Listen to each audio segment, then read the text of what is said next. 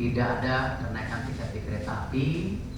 Dari kapasitas 3,5 juta itu sekarang sudah mulai terisi 50%. Lalu juga tidak ada kenaikan tiket untuk transportasi laut, dan mohon berlanjut karena kita tahu ketika kedua kementerian bisa berjalan dengan baik pasti impact-nya luar biasa untuk pelayanan masyarakat. Dan kembali saya sekali lagi terima kasih terus terjadi perbaikan untuk kondisi pelayanan masyarakat terutama di airport. Saya sudah hadir sendiri menyaksikan bagaimana bandara di Bali juga sudah mulai tentu maksimal, dan di Jakarta juga sedang ada perbaikan di sana sini sehingga ini bisa meningkatkan pelayanan. Dan tentu Pak Raffi yang suka WA saya, kalau ada kekurangan saya dikritik terus sama Pak Raffi juga. Wah, anak muda maunya begini Pak Erick. Oh siap. Dan ini bagian tadi bagaimana kerja kelompok yang diharapkan oleh Pak Presiden Prabowo ya, baru saja bagaimana memastikan harga tiket itu benar-benar terjadi penurunan. Jadi tadi makanya izin Pak Dudi, saya sempat telepon Garuda, Citylink juga, dan tentu Pelita. Dan tadi dicek juga saya, dan kapasitas dari 8 juta sendiri masih cukup longgar sehingga ada peak hari ini 180.000 tapi kapasitas masih terjamin. Dan tentu saya pastikan juga laporan juga ke Pak Dudi tadi juga sesuai dengan pembicaraan dengan beliau, juga kenaikan tiket di kereta api.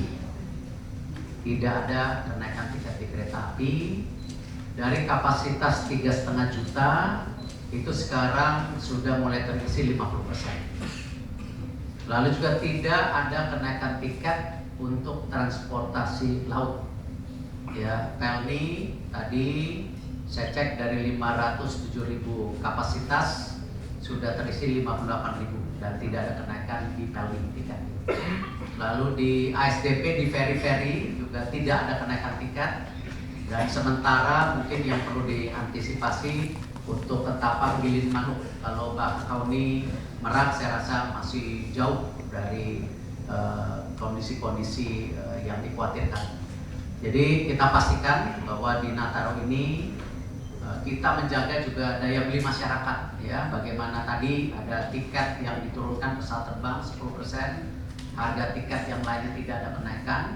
Dan ini memang benar-benar kami pemerintah sesuai arahan Bapak Presiden Pak Prabowo, memang kita memastikan pelayanan kita bisa maksimal. Konsep daripada airport sendiri kan di berbagai tempat berubah sekarang. Tidak hanya fasilitas untuk penerbangan, tapi juga kenyamanan untuk publik. Dan bisa kita lihat juga bagaimana banyak airport juga berubah konsepnya, sehingga juga menjadi point of interest orang berkunjung seperti di Singapura, di berbagai lain, semua seperti itu. Dan tentu catatan kembali untung rugi ya, kami di BUMN nggak bisa melihat selalu untung rugi. Kalau kita lihat untung rugi pada saat COVID semua bandara terbuka. Pada saat COVID pelayanan kereta api tetap berjalan, untung rugi. Tetapi yang penting kita catat bahwa stabilitas korporasi juga penting, karena jangan sampai tingkat korporasi tidak sehat akhirnya terjadi penurunan pelayanan. Kita bisa lihat berbagai negara yang bagaimana korporasinya tidak sehat akhirnya pelayanan publiknya tidak sehat. Saya tidak mau sebutin negara mana, nanti nggak enak. Sejalan dengan kegiatan korporasi, sejalan dengan kegiatan masyarakat, nanti jalan sendiri. Kita harapkan ya, bagaimana kita coba melayani dari sektor-sektor juga, tidak hanya pentingnya. Tambahkan sedikit apa yang disampaikan oleh Pak, bahwa benar kita tidak semata menghitung masalah untung dan rugi, tapi kita juga harus memperhatikan bagaimana kepuasan atau harapan yang diharapkan oleh masyarakat bisa kita penuhi.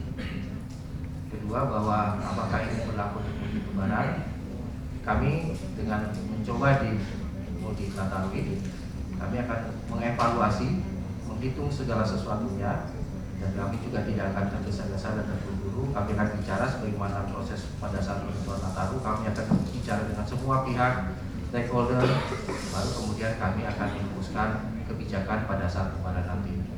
Tapi yang bisa kami tekankan bahwa kami selalu akan mendengarkan apa yang menjadi aspirasi masyarakat.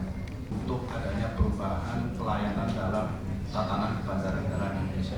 Jadi konsep dasar yang kami kedepankan adalah bagaimana kita bisa mengutamakan kepentingan masyarakat secara lebih luas.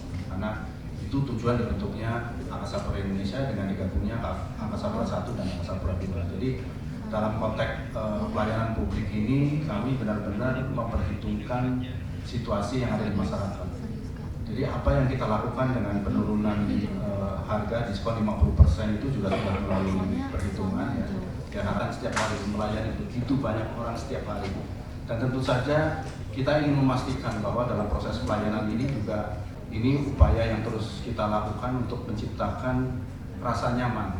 Bandara tidak kita kembangkan hanya sebagai tempat naik turun pesawat, tapi bagaimana bisa menciptakan pengalaman yang menyenangkan untuk semua pengunjung yang datang ke bandara. Dan konsep inilah yang terus akan kita kembangkan, dimulai dari Soekarno-Hatta, Igusti Ngurah Rai, dan juga seluruh bandara-bandara kita yang lain. Jadi konsep uji coba direct train Jakarta-Semarang, kami menyampaikan kepada Pak Raffi sebagai utusan khusus untuk kreativitas ya. Saya sampaikan bahwa ruang-ruang publik yang ada di seperti di stasiun kereta, kemudian terminal-terminal dan pelabuhan, kami buka untuk anak-anak muda untuk menyalurkan kreativitasnya. Jadi saya harapkan anak-anak muda yang memiliki kreativitas tinggi bisa memanfaatkan hal ini sehingga ada semacam sinergi atau kolaborasi antara dunia usaha khususnya BUMN dan juga dengan anak-anak muda. Saya harapkan itu bisa tersalurkan apa yang menjadi harapan dari anak muda. Sejauh ini yang aero adalah 60%, 40% adalah non aero. Apa yang kita lakukan dengan menurunkan PSC dan PJP 4U ini dampaknya di aero. Nah ini yang lagi kita dorong sekarang ini adalah justru mendorong peningkatan pendapatan non aero dalam bentuk optimalisasi area komersial kita yang ada baik di dalam terminal maupun di luar terminal. Jadi salah satu upaya beautifikasi ini dengan mengganti brand-brand tenan yang lebih bagus itu juga bagian dari upaya kita tidak hanya untuk